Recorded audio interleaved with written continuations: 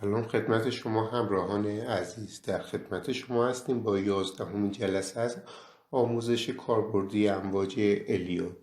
در جلسات پیشین در مورد دو مدل فیبوناچی یعنی فیبوناچی ریتریسمنت و فیبوناچی اکستنشن با همدیگه صحبت کردیم. در این جلسه میخوایم در مورد فیبوناچی پروجکشن با هم صحبت کنیم.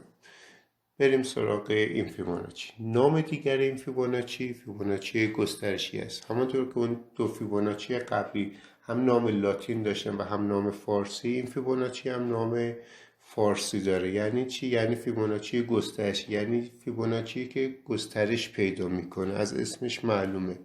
کاربرد و فایده این فیبوناچی پیدا کردن انتهای موج اصلی میباشد. در فیبوناچی اکستنشن هم کاربردش پیدا کردن انتهای موج اصلی می باشد. اما فرقی با فیبوناچی پروجکشن داشت. چه فرقی؟ در اون فیبوناچی ابتدا باید فیبوناچی ریتریسمنت رسم میکردیم و سپس نسبت به اون درصدی که به ما داده میشد فیبوناچی اکستنشن رسم میکردیم. اما در این فیبوناچی احتیاجی به فیبوناچی های قبلی نیست و تنها با همین فیبوناچی میتونیم انتهای موج اصلی را پیدا کنیم. خب چه جوری میتونیم انتهای موج اصلی رو پیدا کنیم؟ برای این فیبوناچی به یک موج اصلی و یک موج اصلاحی احتیاج داریم که این موج اصلی و موج اصلاحی باید متوالی باشن. اینکه یک با هم فاصله زمانی داشته باشن این قبول نیست. بعد اینا یک موج اصلی و یک موج اصلاحی متوالی. مثل چی؟ مثل موج 1 و 2، موج 3 و 4، موج A و B. خب با استفاده از یک موج اصلی و یک موج اصلاحی میتونیم انتهای موج اصلی جدید که در حال تشکیل شدن است را پیدا کنیم. خب نحوه رسم این فیبوناچی به چه صورته؟ این فیبوناچی شامل 3 نقطه است که نقطه اول در آغاز موج اصلی قرار میگیرد، نقطه دوم در انتهای موج اصلی قرار میگیرد و نقطه سوم در انتهای موج اصلاحی. نحوه رسم اینه که ما در نوار ابزارها قسمت فیبوناچی گسترشی رو انتخاب میکنیم، یک کلیک ابتدای موج اصلی میکنیم، دستمون رو از کلیک مثبت میداریم، یک کلیک انتهای موج اصلی انجام میدیم، دستمون رو از کلیک مثبت نمیداریم و تا انتهای موج اصلاحی نشانگر مثبت را هدایت میکنیم. نحوه رسم این فیبوناچی هم به این صورت است. خب مهمتر از همه در این فیبوناچی سطوح این فیبوناچی هستن که به درد ما میخورن و برای ما کاربردی هستن. سطوح مهم این فیبوناچی شامل درصدهای زیر است. چه درصدهایی؟ 61.8 درصد، 100 درصد، 161.8 درصد، 200 درصد، 261.8 درصد و به همین صورت 300 درصد، 361.8 درصد و تا 400 درصد. همین صورت سطوح مهم این فیبوناچی برای ما می باشد. خب از بین این سطوح فیبوناچی مهمترین و کاربردی ترین سطح برای ما سطح 100 درصد می باشد که برای ما اهمیت دوچندان داره. خب بریم رسم کنیم اون سطوح ها. این فیبوناچی یک بار رسم کنیم ببینیم که چی هست اصلا. گفتیم که ما باید یک موج اصلی و یک موج اصلاحی داشته باشیم تا بتونیم این فیبوناچی را رسم کنیم. خب نحوه رسم تو این قسمت رسم بسته فیبوناچی. خب اگر این قسمت رو نداری می تو سفارشی کردن این قسمت، این برای شما احتمالا اینجا بسته فیبوناچی، تا کلیک میکنید میاد این قسمت بستن رو میزنید و این بالا برای شما میاد. خب انتخابش میکنیم، یک کلیک ابتدای موج اصلی به این صورت، کلیک دوم انتهای موج اصلی، کلیک رو انجام میدیم، دستمون از کلیک مثبت نمیداریم و تا انتهای موج اصلاحی هدایتش میکنیم. خب اگر این سطوح برای شما نبود سطوح هم دفعه اضافه کنیم تا شما آشنا بشید. افزودن اولین سطح 0 که حتما اضافه کنید. سطح دوم 61.8 درصد که ما با 618,000 نمایش میدیم و نحوه نمایشش این صورت اف ای 61.8 سطح بعدی 100% که با 1 تعریفش میکنیم و نمایشش به این صورته اف ای 100 سطح بعدی 1.618 که واردش میکنیم و درصدی که به ما میده 161.8 اف ای 161.8 سطح بعدی 200% که با 2 تعریفش میکنیم و نمایشش اف ای 200 سطح بعدی 261.8 که با 2.618,000 تعریفش میکنیم و با اف ای 261.8 نمایشش میدیم به این صورت. این رنگ هم میتونیم عوض کنیم به این صورت فرض این رنگیش میکنیم هر رنگی که دوست داشتید. این سطوح مهم ما محسوب میشه 61.8 100% 161.8 بریم ادامه مبحث. به این صورت شکلش هم اینجا برای شما رسم کردیم. خب ما انتظاری که از این فیبوناچی ها داریم از سطوح این فیبوناچی داریم اینه که انتظار داریم روند قیمت به سطح این فیبوناچی ها برسه. به فرض اگر روند قیمت در موج اصلی به سطح فیبوناچی 61.8 رسید و این سطح را رد کرد ما انتظار داریم که قیمت تا سطح 100% این فیبوناچی برسه. حالا اگر به 100% رسید و واکنشی نشون نداد و 100% هم رد کرد انتظار داریم که تا 161.8 برسه و به همین صورت اگر این سطح هم رد کرد انتظار داریم که قیمت تا سطح بعدی برسه. پس این سطوح برای ما محدوده های احتمالی انتهای موج اصلی می باشند. ببینید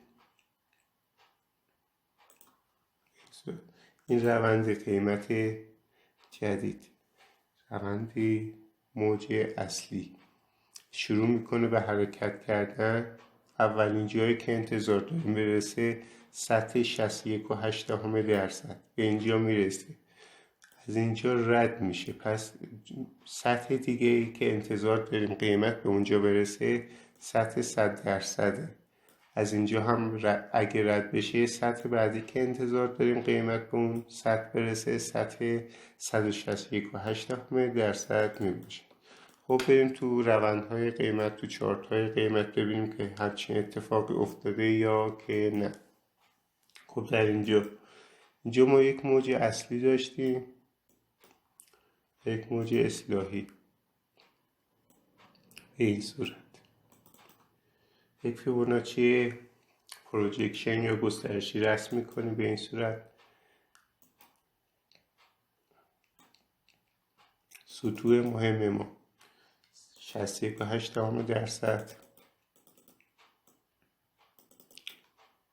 100% و 161.8 این روند قیمت شروع به حرکت میکنه و موج اصلی شروع میشه میاد اینجا به سطح 61.8 میرسه اما قیمت میبینیم که این سطح عبور میکنه. ما اینجا هستیم انتظار داریم که سطح بعدی که قیمت به اون سطح برسه سطح 100% باشه که میبینیم میرسه از سطح 100% عبور میکنه. انتظار داریم که قیمت تا کجا برسه سطح 161.8 میبینیم که میرسه. حالا سوال پیش میاد یکم روند قیمتی ما با این سطح فاصله داره. چرا این فاصله داره؟ ما در قسمت پیارزت ها که مبحث بعدی و آخرین مبحث ما هست این خط را یک محدوده تبدیل میکنیم با ترکیب فیبوناچی ما یعنی فیبوناچی ریتریسمنت پروجکشن در اکستنشن ما محدوده به دست میاریم و نه خط خط در بورس برای ما کاربرد نداره. بریم نماد دیگه، نماد و تجارت. موج اصلی، موج اصلاحی. بدین صورت یک فیبوناچی پروجکشن رسم میکنیم. موج اصلی جدید ما شروع شده، این که تا اینجا رفته تا سطح 161.8%. این که نسبت به این سطح واکنش داده و موج اصلاحی بعدی که یک مثلث هست رو تشکیل داده. سال بعدی اینجا یک موج اصلی، اینجا یک موج اصلاحی. یک فیبوناچی پروجکشن رسم میکنیم. اولین کلیک ابتدای موج اصلی، دومی انتهای موج اصلی. دستمون رو موس بر نمیداریم تا انتهای موج اصلاحی. میبینیم که موج اصلی جدید ما تا اینجا هست، این که دقیقاً انتهای موج اصلی جدید ما نسبت به خط 161.8% واکنش داده. از اینجا تغییر فاز رو داشتیم ما و شروع موج اصلاحی رو از اینجا مشاهده میکنید. خب این موج اصلی ما هم یک موج ممتد دارای ریز موج هست. ببینیم که آیا این قانون در ریز موج هم برقراره یا که نه. موج سوم، این موج چهارم و این موج پنجم. یک فیبوناچی پروجکشن رسم میکنیم. 1 2 و 3. میبینید که در سطح 100% این اتفاق افتاده و موج اصلی ما به اتمام رسیده. مثال دیگه که شرق هست، موج اصلی، موج اصلاحی و موج اصلی بعد از اون تشکیل شده. یک فیبوناچی پروجکشن رسم میکنیم به این صورت. سطوح مهم 61.8%، 100%، 161.8% و 200%.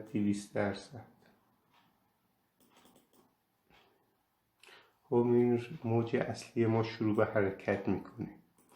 میاد اولین سطحی که انتظار داریم سطح 61.8%. این که از این سطح عبور میکنه. انتظار داریم که سطح بعدی که روند قیمت برسه سطح 100% باشه و به این سطح هم میرسه. دوباره این سطح رو رد میکنه. انتظار داریم سطح بعدی که قیمت برسه سطح 161.8% که به این سطح هم دوباره میرسه. سطح بعدی سطح 200% که دوباره به اون سطح میرسه و در محدوده اون سطح موج اصلی ما به پایان میرسه و موج اصلاحی ما شروع به تشکیل شدن میکنه. چارت بعدی چارت واوتوسه. یک موج اصلی و این یک موج اصلاحی. یک فیبوناچی پروجکشن رسم میکنیم این صورت. خب انتهای موج اصلی ما این قسمته. میبینیم که قیمت حدوداً اگر سطح 300% هم اضافه کنیم میبینیم که قیمت در اون محدوده تموم شده. 300% رو با 3 تعریف میکنیم و نحوه رسمش FAE 300. اوکی. میبینیم که قیمت در محدوده و سطح 300% این فیبوناچی به اتمام رسیده. به این صورت دقیق همون قسمت. مثال بعدی قبلی رو هست. یک موج اصلی، یک موج اصلاحی به این صورت. یک فیبوناچی پروژکشن، سطوح مهم 61.8%،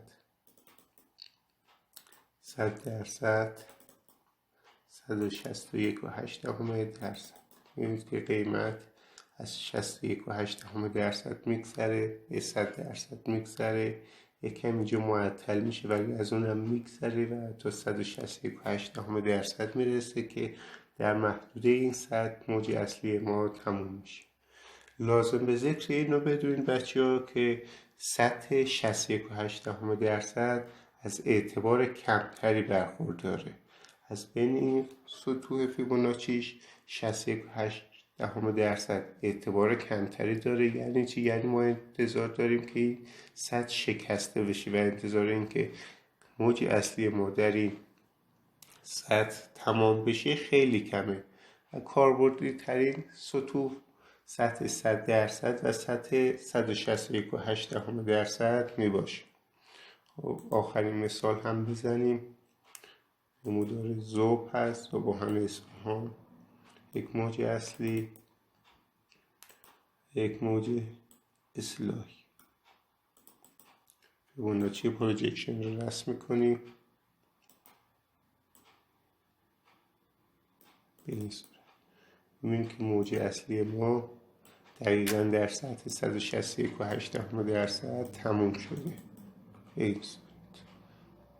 خب پس این جلسه هم رو به اتمام. خیلی براتون مثال زدیم. شما با این مثال ها اکتفا نکنید، خودتونم برید مثال بزنید تا خوب مبحث را یاد بگیرید. خب تا جلسه بعدی شما رو به خداوند بزرگ میسپارم. خدا نگهدار شما.